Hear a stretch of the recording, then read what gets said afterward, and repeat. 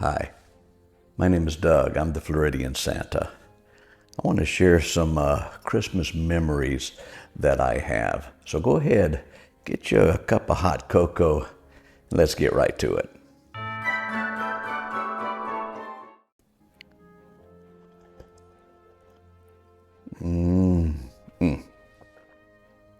There's nothing better for Santa than a good cup of hot cocoa. Anyway, I want to share some memories that I've got. This goes way back, of course, when I was growing up.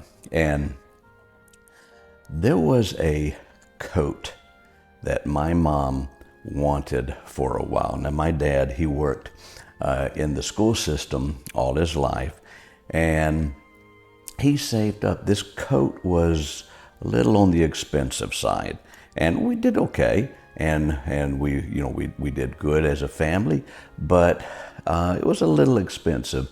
And my dad saved up and got this coat one year to surprise my mom. But it wasn't the gift that made this moment such a memory. It was the presentation. Now, what my dad did was he had wrapped about 5 boxes, all nice and wrapped all neat. One of the boxes contained the coat that he was going to surprise my mom with. The other 4 boxes all contained a single piece of paper which gave her directions on where the next box was, and he hid them all throughout the house. So when it got to where we were all opening our presents, and it was Mom's turn, and she went to open this gift from Dad. She opened the wrapping paper, pulled it apart, and opened the box, and there was that first piece of paper that directed her where the second box was at. So she ran through the house right to that area, grabbed the box, and brought it back. She was already beginning to get a little excited.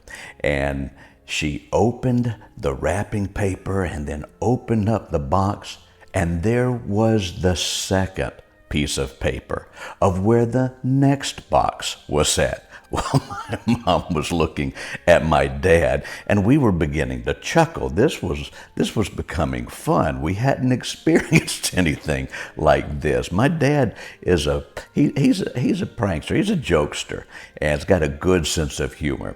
And we haven't experienced this before, so this was something new. So she ran off through the house, grabbed the third box, and came back. Opened it up, and when she opened the box up, there was the third piece of paper of where the next box was at. So she did it again, ran through the house, grabbed that fourth box, and opened it up, and there was the fourth piece of paper, which this time was describing where the final box was at. Well, Mom kept looking at Dad, and the anticipation, it was almost like watching one of those thrill movies, those action movies. The anticipation and the excitement was building up, and we were all wanting to see, what did Dad get Mom? And so she ran through the house. She got that last box, brought it back.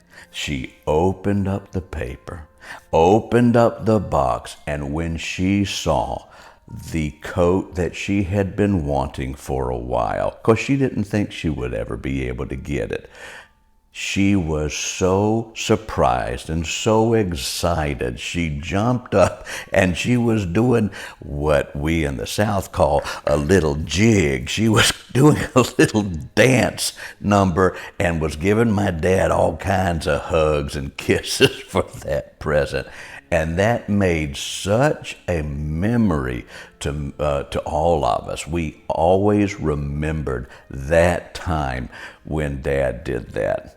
Well, let's go to I can't remember if it was the same Christmas or if it was a different Christmas. But the shoe kind of turned around on my dad, and he became the victim of this prank. My dad, I told you, he worked in the school system all his life. And at one point, we had a neighbor, and he had an inventory business. And so my dad worked part-time at night with our neighbor in his inventory business. And he brought over this big, huge box. I mean, you would have thought a TV was in it. That's how big this box was. And it was just wrapped in newspaper and tied with rope. Well, Dad undid the newspaper and untied the rope and opened the box, and there was another box inside. So he pulled that box out, tied the rope, removed the newspaper, and opened that box, and there was another box inside. And it kept going until the box was only so big. And when my dad got to that last box, it was a small box, not a big box, just kind of a rectangle box. When he finally opened that last box, my dad pulled out the gift. It was a pen, and my dad just busted his gut laughing because it was a ballpoint pen. It was his ballpoint pen that he had let the neighbor borrow one night while they were working, doing the inventory. And my dad just had such a laugh over this, and that in itself made another good memory. We had a lot of good memories Christmas growing up. And as I continue to remember, because I am a little old, so sometimes these memories take a little while to come back. But as I start having more of these memories, as I think back on some of my Christmases, I'll be sharing them with you. And again, if you would like to take a look at the children's book that I have written, it's about Santa when he was little. It's called Little Santa's Adventures. It's the first book that I have that I'm going to put in this series. It's on Amazon, and I'll leave a link in the description so you can check it out if you want to take a look at it. But as I continue my journey, becoming a full-time Santa, and as I remember more memories of Christmases that just really left an impression, like the ones that I just shared with you. There were a number of them. I mean, Christmas was always at my house. It was one of the happiest times. It was, and we weren't rich by no means, but it's not that being rich and all of the toys and all of the gifts. It was the times that we got to have together as a family. Kind of the way I'm looking at it, kind of similar the way you and I are having time together now through this channel, and being able to share a cup of hot cocoa together. So, my name is Doug. I'm the Floridian Santa, and I really appreciate you spending time with me.